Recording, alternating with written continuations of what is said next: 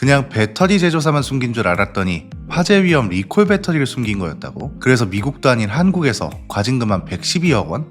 네, 안녕하세요. 스포일러 김승현입니다.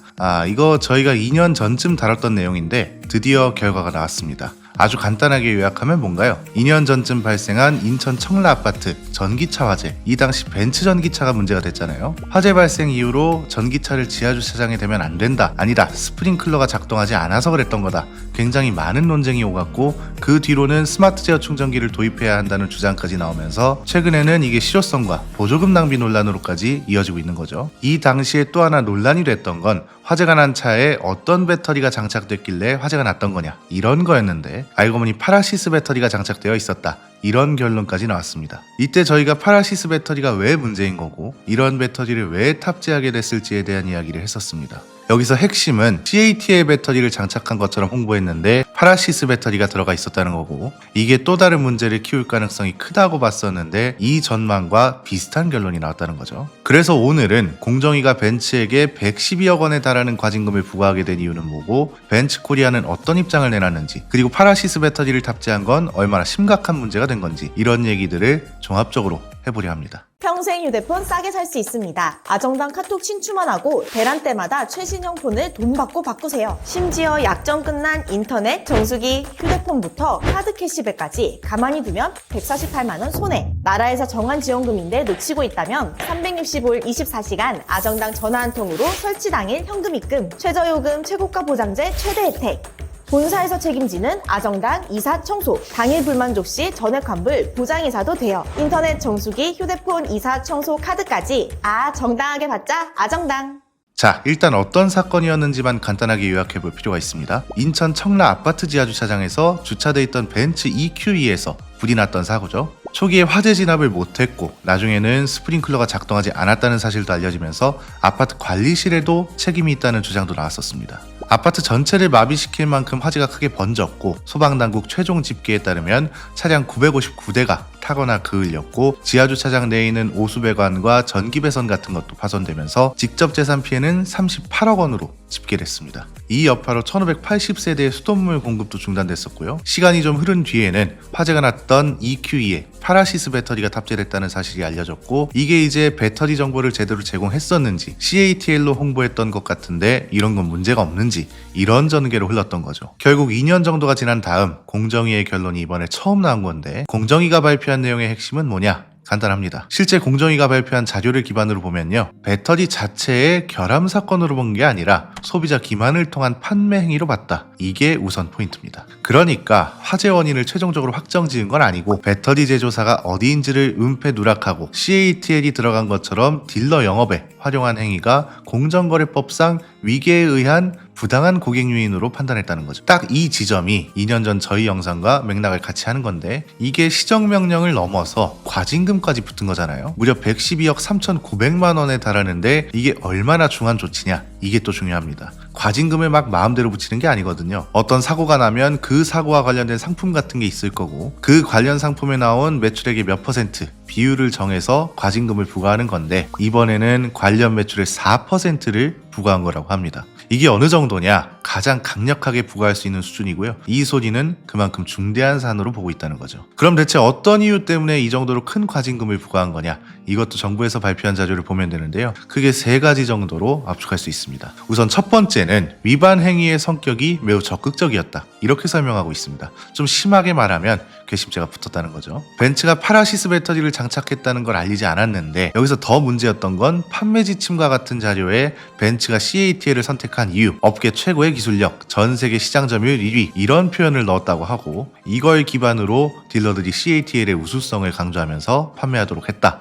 공정위는 이렇게 봤고요. 그러니까 단순히 배터리 제조사를 공개하지 않은 걸 넘어서 아예 CATL 배터리를 넣은 것처럼 인식되도록 했기 때문에 적극적인 기만이다. 이렇게 판단했다는 건데 이거랑 이어지는 게 두 번째, 숨긴 정보 자체가 너무 크다는 겁니다. 단순히 부품 일부의 원산지를 속인 정도가 아니라 배터리셀 제조사 정보는 전기차의 성능이나 안전성을 미리 판단할 수 있는 기준이 되기도 하잖아요. 말 그대로 핵심 정보이기도 하면서 소비자들이 구매 결정을 하게 되는 중요한 요소라는 거죠. 벤츠 내부 자료에 대한 이야기도 나왔는데 앞에서 말씀드린 CATL을 연상케 하는 판매 지침 있죠? 이걸 제작한 목적이 배터리 관련 소비자 불안을 해소하는 이거였고, 딜러 설문에도 배터리셀 제조사 정보가 가장 답변하기 어려운 핵심 질문으로 나타났다고 합니다. 그래서 공정위도 국민의 생명 안전과 관련이 큰 정보라고 표현한 거죠. 그런데 이런 와중에 속인 규모도 컸다. 이것도 좀 중요한데요. 공정위가 조사한 자료를 보면 이걸 위반한 기간 동안 파라시스셀을 장착한 차가 3,000대 정도 팔렸다고 하고요. 여기서 나온 관련 매출이 2,810억 원에 달했다고 합니다. 그래서 이 매출액을 기준으로 최대 수치인 4%를 과징금으로 부과한 거죠. 그래서 브리핑에서도 가중 감경 사유는 없었다. 이렇게 단호하게 말했다고 보는데 더 큰 문제는 여기서 끝이 아닙니다. 세 번째는 일회성 실수를 보기 어렵다고도 판단했다는 겁니다. 이게 벤츠 코리아가 사고 이후에 파라시스 배터리 장착 사실을 알았다면 이야기가 달라지는 거잖아요. 그런데 벤츠 코리아는 지난 2021년 5월에 독일 본사 자료를 통해서 파라시스 탑재 사실을 이미 알고 있었다고 합니다. 그럼 이렇게 CATL을 장착한 것처럼 홍보해서 파는 걸 독일 본사는 몰랐냐? 이것도 아니라고 합니다. 독일 본사도 사전에 보고를 받았다고 하고요. 더 심각한 건 CATL을 연상케 하는 판매 지침을 오히려 우수 사례라면서 다른 나라에도 소개하고 전파했다고 합니다. 그러니까 공정위 설명은 단순 현장 실수나 설명 누락이 아니라 한국법인과 본사가 연결된 조직적인 판매 기만 행위로 본 거고, 이것 때문에 과징금에서 끝나지 않고 어디까지 갔다? 검찰 고발까지 간 겁니다. 야, 이거 공정위 내용만 보면 이렇게 심각할 수 있나 싶은데 벤츠 코리아 공식 입장도 당연히 살펴봐야겠죠? 생각보다 간단합니다. 공정위 의결 내용은 존중하지만 판단에는 동의하지 않는다. 행정소송 제기 등 법적 절차를 통해 입장을 계속 소명할 것이다. 회사는 법규를 준수해왔고 언론과 고객들에게 올바르고 정확한 정보를 제공해왔다. 이렇게 요약할 수 있습니다. 그러니까 판매 지침이 모든 트림에 CATL 배터리가 들어간다는 뜻으로 만든 건 아니고 소비자를 속이려는 의도도 없었고 정보 전달 과정에 일부 미흡함이 있긴 했어도 그게 사기나 기만 행위는 아니다. 이런 취지인 거죠. 이에 대한 판단은 보시는 분들께 맡기겠습니다. 자, 그럼 대체 이 논란의 중심인 파라시스 배터리는 대체 뭐냐? 이건 저희가 2년 전에 취재했던 내용을 다시 복기해보면 충분합니다. 순서대로 보면 이렇습니다. 우선 포인트는 단순히 중국산 배터리라서만 문제가 됐던 건 아닙니다. 이게 벤츠의 지분 구조까지 봐야 하는 어떻게 보면 좀 치밀한 문제였거든요. 이 당시 벤츠의 공식 입장이 나온 건 아니었고 이때까지 나왔던 정보와 정황을 가지고 추리한 내용이라는 걸 감안해서 봐주시면 좋겠는데, 이 당시 벤츠의 배터리 게이트라는 표현이 나오기도 했었기 때문에 한 번쯤 다룰 만한 가치가 있는 주제라고 생각했었단 말이죠. 일단 벤츠의 지분 구조를 알 필요가 있는데 많은 분들이 어떻게 생각하나요? 벤츠는 지지자동차가 먹었다, 이런 거죠. 그런데 일단 그게 아닙니다. 최대 주주는 지지차가 아니라 베이징 자동차입니다. 언제부터? 2018년 이후부터요. 가장 최근 데이터를 기준으로도 베이징 자동차가 최대 주주고요. 지지 창업주인 니슈프가 투자 회사를 통해 지분을 인수해서 두 번째 최대 주주입니다. 베이징 차랑 지지차 모두 지분율의 10%를 안 넘기고 있는데 벤츠는 이걸 뭐라고 설명하냐? 베이징 차랑 지지그룹이 각각 의결권 10% 아래를 유지하도록 비례매각하는 걸 별도로 합의했다고 합니다. 이 당시 이게 왜 이슈였냐면 베이징 차가 최대 주주가 된 거잖아요. 여기가 중국의 국영기업이면서 베이징시 정부 소유인 곳이거든요. 그래서 중국 정부의 입김이 그만큼 벤츠에 강력하게 들어가게 되는 건 아니냐, 이런 우려가 있었단 말이죠. 실제로 중국 국영기업은 정부 영향을 많이 받는 게 사실입니다. 어느 정도냐? 국가적으로 중요한 경제정책이나 중요한 산업들, 이런 걸 국영기업을 통해 추진하는 사례가 굉장히 많습니다. 그래서 이 당시 보도에도 업계에서는 중국 측의 이 같은 비중은 경영권 확보까지는 아니지만 사업 결정 과정에서 중국의 입김이 작용할 수 있다고 보고 있다, 이렇게 나왔던 겁니다. 두 번째 최대 주주인 지지차는 일단 국영기업은 아닙니다. 그런데 여기는 왜 중요하냐? 파라시스와 연결고리가 있습니다. 일단 배터리 협업을 맺었습니다. 그런데 이게 원청 하청 개념이 아니라 합작사를 만들었다는 게 중요한 겁니다. 공장도 같이 지었고요. 배터리 공급 조건도 굉장히 구체적으로 정해놨더라고요. 합작사 지분을 지지 테크놀로지가 65% 가지고 있고 파라시스는 기술 R&D와 판매,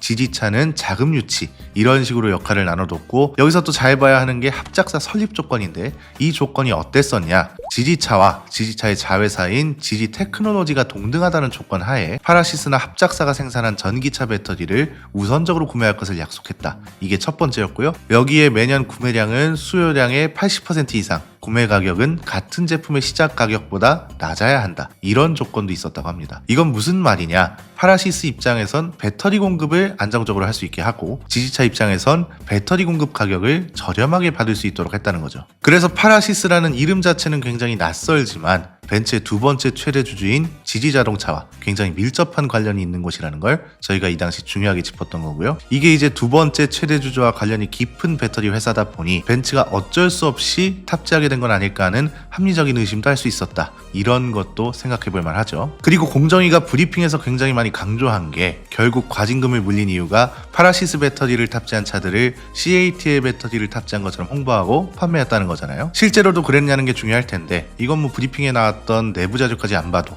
이 당시 인터뷰 기사만 봐도 이상한 점이 좀 있습니다. 지금 보시는 게 2022년 EQE가 국내에 출시될 당시에 크리스토프 스타진스키라는 벤츠 본사의 전기차 개발 총괄자가 동아일보와 한 인터뷰거든요. 논란을 방지하기 위해서 기사 내용을 그대로 인용하면 기자가 이렇게 물어봅니다. EQS와 EQE에 탑재된 중국 CATL NCM811 배터리셀은 과거에 화재 이슈가 있었던 제품으로 알고 있다. 화재에 대한 우려는 없나? 그랬더니 뭐라고 답변하냐? 배터리 문제에 대해서는 다른 업체 사례를 통해 충분히 숙지하고 있고 벤츠 EQE 등에 탑재된 배터리에 대한 우려는 소비자가 전혀 할 필요 없다. 모든 문제에 대해서는 벤츠가 보증하며 기본적으로 배터리에 대해서는 10년 50만 킬로에 달하는 보증이 제공된다. 여기서 할 수 있는 건 뭐다? 화재, 시동 꺼짐 이런 걸 특정하지 않고 모든 문제에 대해서 벤츠가 보증한다고 했던 게 첫 번째. 두 번째는 이미 벤츠는 이 당시에도 중국산 배터리에 대한 신뢰 문제를 인지하고 있었다는 거. 그리고 이 인터뷰에서도 파라시스가 아닌 CATL 배터리를 언급하고 있었다는 거죠. 일단 지금까지 나온 건 이 정도고 벤츠 코리아가 공정위가 내놓은 결과를 두고 행정소송을 진행한다고 했기 때문에 아직 모든 결론을 예단할 수는 없습니다. 그래서 최근까지 이렇게 흘러왔고 어떤 사건이 주로 있었다. 이런 정도만 이해하셔도 충분하다고 보고요. 그럼 도대체 아파트와 입주민들 그리고 EQE 차주는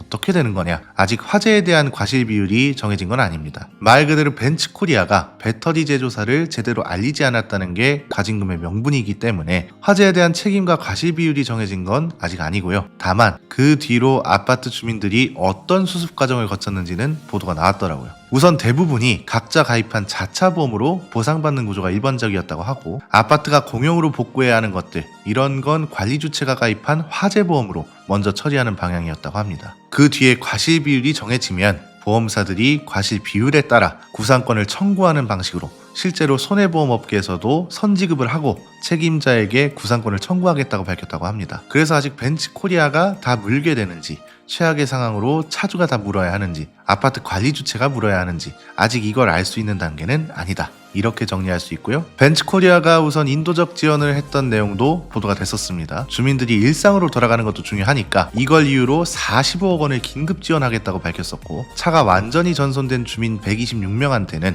이 200을 1년 동안 무상 대여하기로 했었다는 점도 짚어드리고요. 행정소송 결과도 과실 비율에 영향을 끼칠 가능성이 크기 때문에 최종 과실 비율이 나오는 것까지는 시간이 꽤 걸릴 걸로 보입니다. 오늘 내용은 여기까지입니다. 댓글로 의견 많이 나눠주시면 좋겠습니다. 유익하셨다면 구독과 좋아요 한 번씩 부탁드리고요. 지금까지 저는 스포일러 김승현이었습니다. 감사합니다.